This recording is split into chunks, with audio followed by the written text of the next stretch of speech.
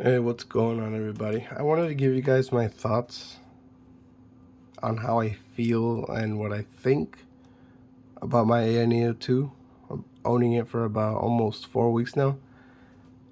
Let's just say I got really nothing bad to say about it.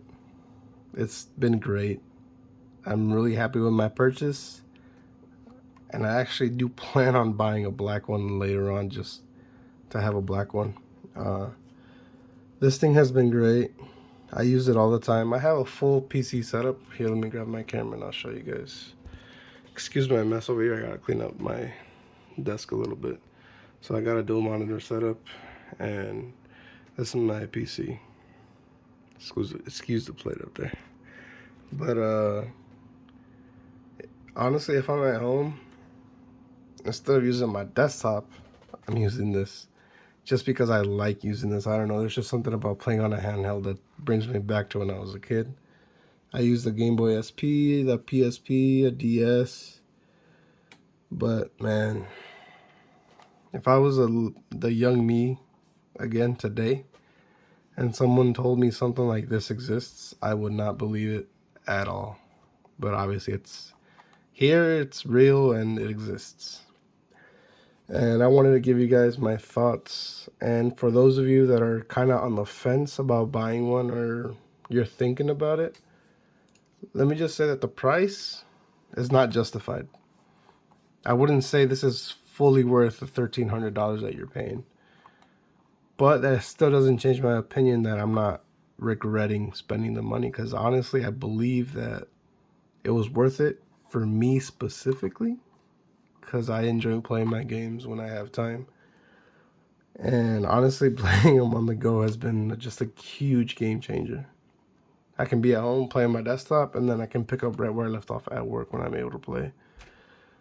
And it's just been great.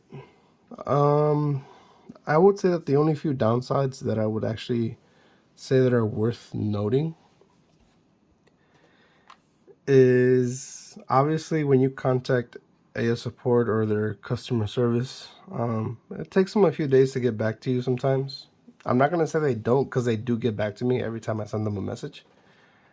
But sometimes it takes them 2 to 4 days, depending on how busy they are, because obviously time zones and time of day, depending on when you send it.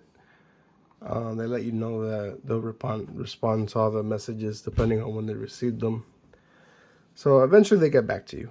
Their service is not bad. It's just you have to be patient with them.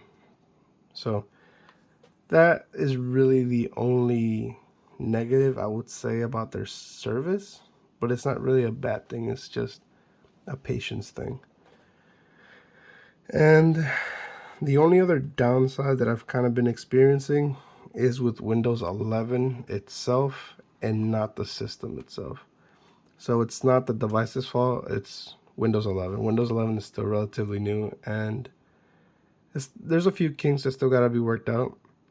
I'm not super informed, I'm not super into the details as to how exactly everything works, but I have Windows 10 on my Steam Deck, and I have zero issues with FIFA on there. I can play Ultimate Team, which is my favorite mode to play when I play FIFA.